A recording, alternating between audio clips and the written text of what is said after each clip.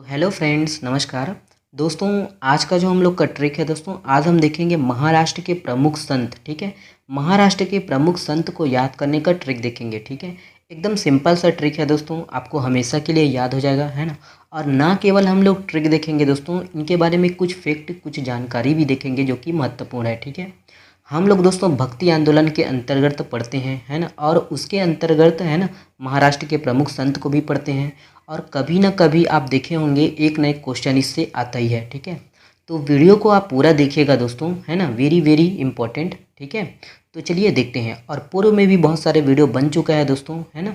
मैं कोशिश करूँगा नीचे, है ना, डिस्क्रिप्शन में देने का, आप जाकर देख सकते हैं वीडियो कंप्लीट होने के बाद। ठीक है, तो चलिए देर न करते हुए हम लोग स्टार्ट करते हैं आज का जो है ट्रिकी वीडियो। ठीक है, तो देखिए ये है आपका ट्रिक, है ना। तो संत, महाराष्ट्र के जो प्रमुख संत हैं, इनको याद करने का सिंपल सा ट्रिक है, ज्ञान नाम एक तो राम। ठीक है, ज्ञान नाम एक तो राम, ज्ञान नाम एक तो राम। ठीक है, ज्ञान से आपका ज्ञानदेव, है ना, संत ज्ञानेश्वर के नाम से भी जाने जाते हैं। ठीक है, ज्ञान से संत ज्ञानेश्वर, नाम से आपका, है ना, नामदेव। ठीक है, याद रखिएगा।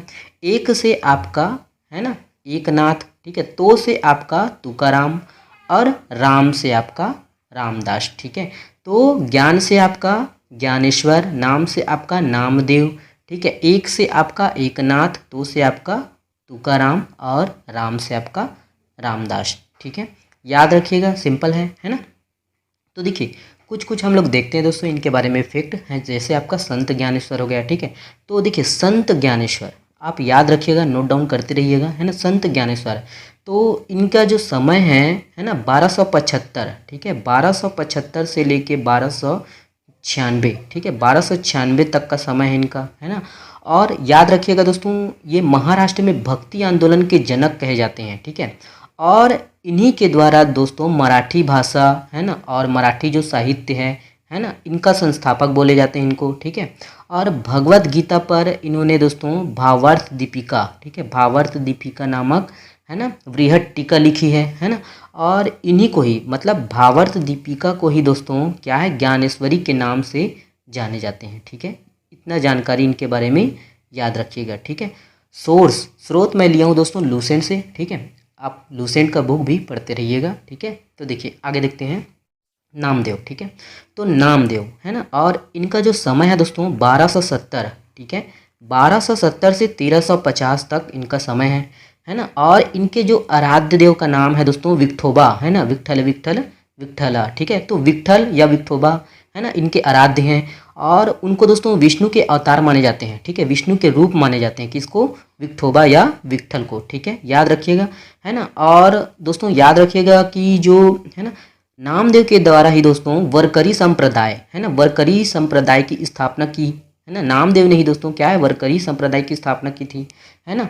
और इन्हीं के द्वारा किया था। बस ये छोटा सा फैक्ट आप याद रखिएगा। ठीक है, चलिए एकनाथ, है ना, तो एकनाथ, एकनाथ दोस्तों याद रखिएगा 1533।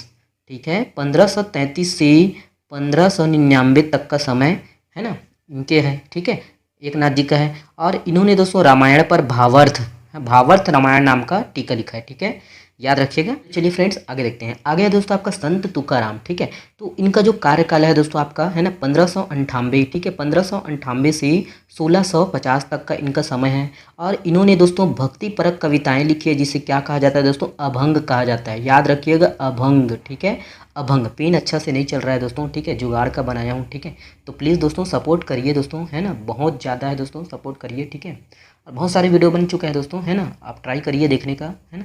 तो चलिए आगे देखते हैं दोस्तों, है ना। आगे है दोस्तों आपका रामदास। ठीक है, तो रामदास दोस्तों, ये दोस्तों याद रखिएगा, है ना, इनका जो समय है 1608। ठीक है, 1608 से लेके 1681 तक का इनका समय है। और ये महाराष्ट्र के अंतिम संत है रामदास। ठीक है, तो चलिए ये है दोस्तों, है ना, और ट्रिक और छोटा सा जानकारी आपके लिए। छोटा सा क्वेश्चन है दोस्तों, है ना। क्वेश्चन ये है कि महाराष्ट्र में भक्ति संप्रदाय, है ना, निम्नलिखित में से किसकी शिक्षाओं द्वारा फैला था। ठीक है, तो इसमें देखिए संत ऑप्शन दिया है, संत तुकाराम, संत ज्ञानेश्वर, है ना, और गुरु रामदास, उसके बाद डी चैतन्य महाप्रभु। ठीक है, कमेंट्स में दीजिएगा जवाब। ठीक है, तो चलिए बहुत बहुत धन्यवाद दोस्तों वीडियो को देखने के लिए।